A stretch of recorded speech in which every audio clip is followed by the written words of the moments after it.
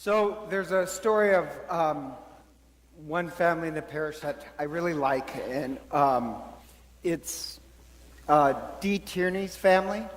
And Dee Tierney's mother was supposedly, they get this call from New York that she's going to die, so they get somebody to watch the kids, and they fly back to New York, and they go to the hospital where her mother is, and their mother sees them, and she says, "I'm not going to die. I'm not going to die." And, the doctor said, "You're coming towards the end." She says, "I'm not going to die." She said, "I had a dream from St. Joseph, and he told me I'm not going to die yet." And she was this crazy Italian that had this huge devotion to St. Joseph. And so what I love about the story is that she was insistent that no matter what the doctor said, she's not going to die because Joseph spoke to her in a dream.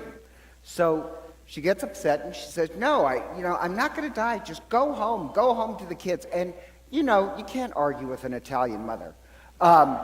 So you're just upsetting her. So they get in the plane, they fly back to Boise, and guess what? She didn't die. And what I love about the story is it doesn't matter what medicine says. She, and this is kind of crazy and I love it, she trusted in the dream that St. Joseph spoke to her. And she did eventually die, but guess what day she died on? Yes, the feast of St. Joseph, which is perfect because she loved St. Joseph. And I just love the fact that she trusted more in the dream. And I mention that because obviously today's gospel deals with St. Joseph. And we only get this gospel once every 3 years. Usually on this weekend, it's really about being the Virgin Mary.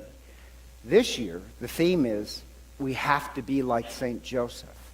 And why or how we have to be like St. Joseph is this. Mary and Jesus were saved by the mercy of St. Joseph. That according to the law, if you strictly follow the law, St. Joseph has two choices to do with Mary and her pregnancy. One is to publicly shame her and have her divorced, or, if you want to be really strict, she should be stoned to death. And Joseph is very uncomfortable with both those. But all the experts in the law say this is what religion tells you to do. You have to either shame them or stone them, or shame her and stone them. And Joseph, just on the authority of a dream from the angel Gabriel, chooses a third way. And the third way is mercy. He shows mercy to him, and he publicly marries her and names the child, which is a legal way of adopting the child. And just in case you miss it, later in the gospel where the Pharisees, they don't like Jesus, and they say, "We are not born from fornication." When they say that, that's a slight insult against Jesus, that there's something a little inappropriate about his birth with Mary. Does that make any sense? So the shame did kind of follow. But Mary and Jesus are really saved by the mercy of Joseph. And here's the odd part, and I love this. It gets a little strange. But yes, you know how Jesus is born from the womb of Mary? Jesus is also born from the womb of Joseph. And yes, I know anatomy, men don't have wombs, but in Hebrew, the word for mercy and the word for womb, it's almost the exact same word with different vowel points. And it's making this theological concept that really, when you show mercy, the Hebrew idea is that you're returning to the womb of God. But in this gospel, the theme is this. When you show mercy, far above what the law says, what religion says, you show just unbelievable mercy and compassion and love towards others, then you're creating this space, this womb, for Christ to be born in the world. And so, on this last Sunday before Christmas, we follow the example of St. Joseph. And we practice a mercy that creates a womb, a place for Christ to come into the world. And I mention that because a lot of people, they think I'm religious if I just follow all the rules and regulations. And I'm for that, don't get me wrong. But you see some people's morality, that it's all about canon law and what does the catechism say, and technically you're supposed to do this, all that is good. But you realize to truly celebrate Christ coming into the world, you have to be like St. Joseph and go far beyond what just the Bible says or canon law says. You have to practice unbelievable mercy and love. That creates a space for Jesus.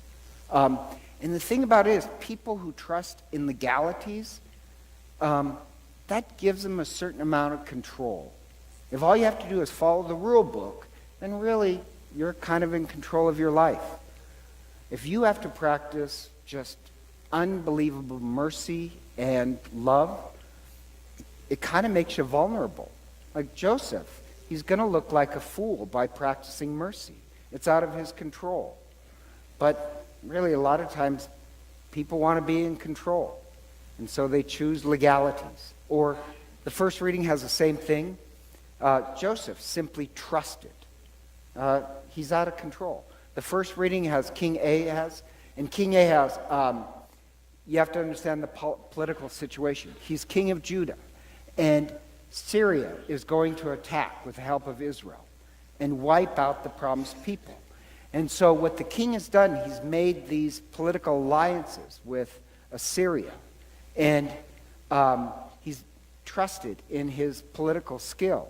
And the prophet comes to him, and the prophet says, God will give a sign that the people will not be wiped out. Ask for any sign you want, and God will give it as proof that the people will survive. And the king, he doesn't want to have to trust God. I mean, that's like, no offense, Dee's mother trusting in a dream more than the experts. He'd rather trust in his political skills and alliances. So he does this fakey religious thing of saying, oh, goodness gracious, I would never ask God. I would never bother God. And I love the prophet who says, must you weary men as well as God? And that's when he gives the promise. The promised sign will be a virgin will give birth to a child. So later on, they're always looking for the virgin to give birth to the child. But the king, he wants to trust in his own skills of handling the situation. He really doesn't want to have to trust in God. Joseph, he trusts in God with no more than a dream. And the point being is that on this Sunday, all of us pray that we're like Joseph. That our mercy and love can go far beyond whatever the law or canon law or the catechism says. We'll create this space for Jesus. And the same way, and I like this, the same way Dee's family, what they inherited from their grandmother is this great example of faith. Yeah, she did survive. And lo and behold, a long time later, she dies on the feast of St. Joseph. They gave her an example of faith. And I hope we're the same way to the next generation. I hope we're Dee's mother. That we give this example that, no, we don't trust in our own powers, our own legalities. We really trust in the mercy of God. And so for Anne, who's going to be baptized, I hope her parents and godparents in this community really inspires her to practice unbelievable mercy and love. And like St. Joseph, yes, we create a space for Christ to be born into the world that way. So if you still want your child baptized, please come forward with your godparents.